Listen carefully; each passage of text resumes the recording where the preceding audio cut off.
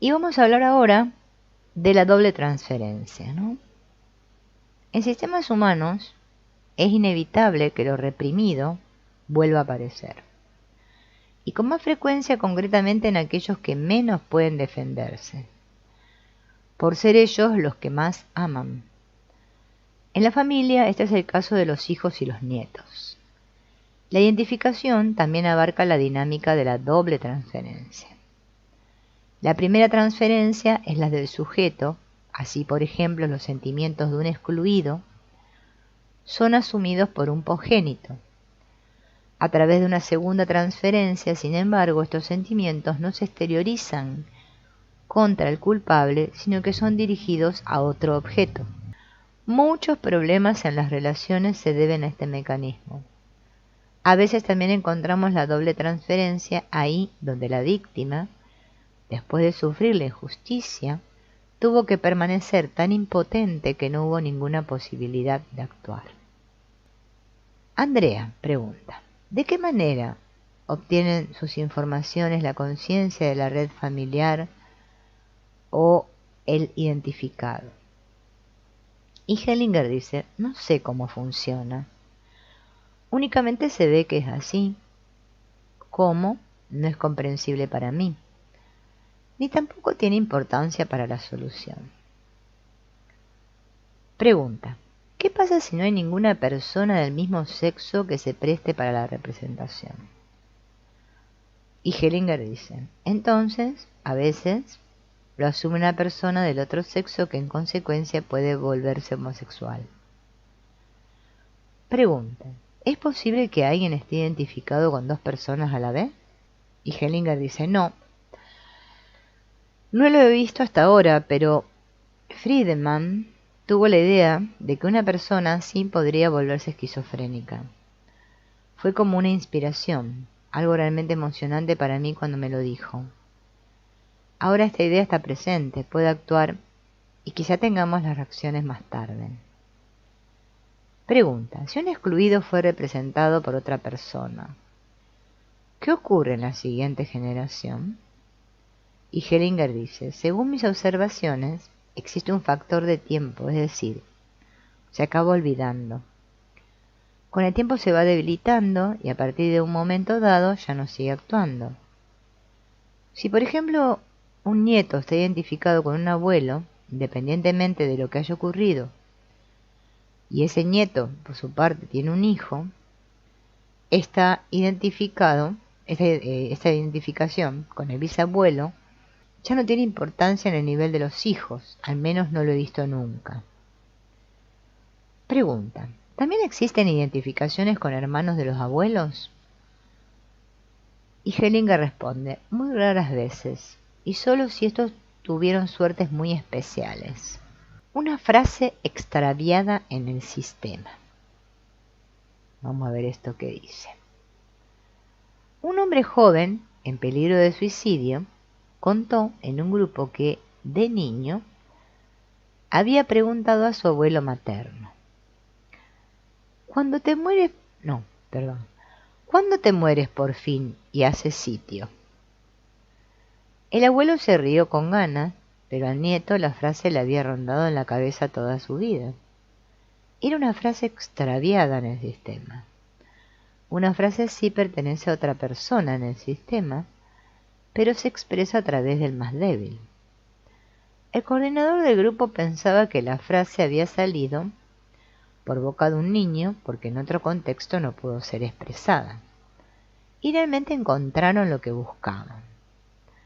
Hacía muchos años, el otro abuelo paterno había mantenido relaciones con una secretaria y a continuación su mujer contrajo tuberculosis. Aquí pertenecía esta frase, ¿cuándo te mueres por fin y haces sitio? O sea, haces lugar, ¿no?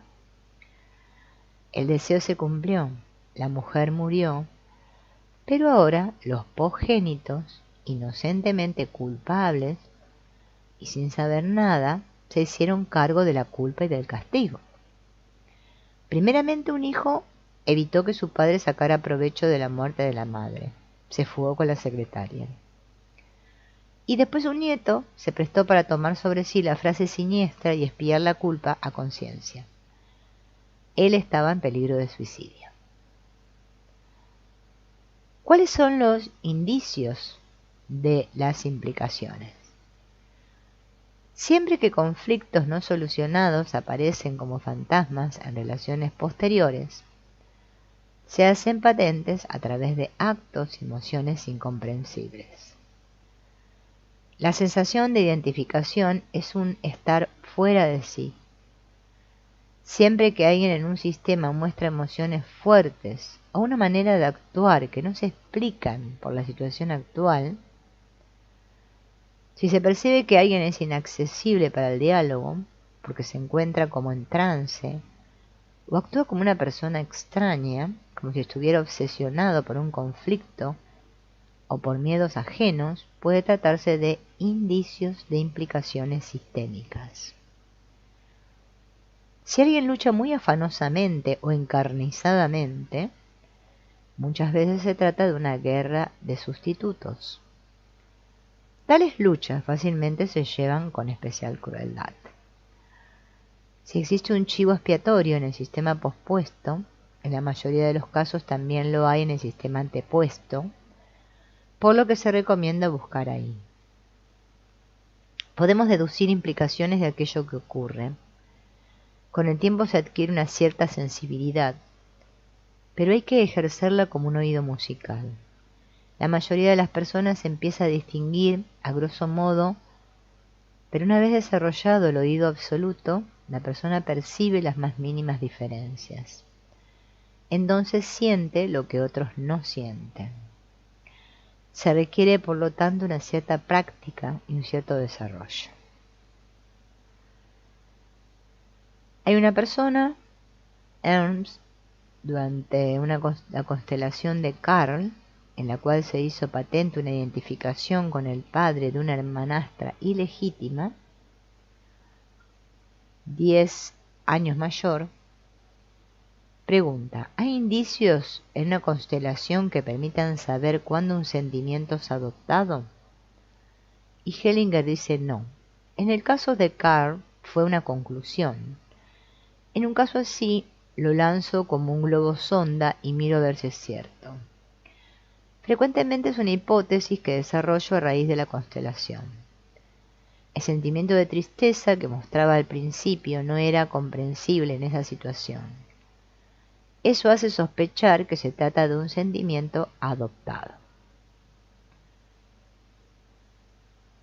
Verse involucrado en dinámicas ajenas.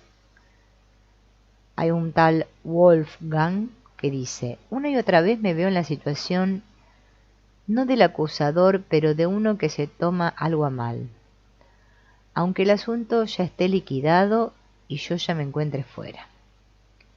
Este, por ejemplo, es el caso de un puesto de trabajo donde me despidieron. Y Bergelinger le dice: tienes que decir, ya os merecéis el haberme perdido. Y Wolfgang dice: eso ya lo dije. Y Bergelinger le dice: hay sucesos que son impenetrables.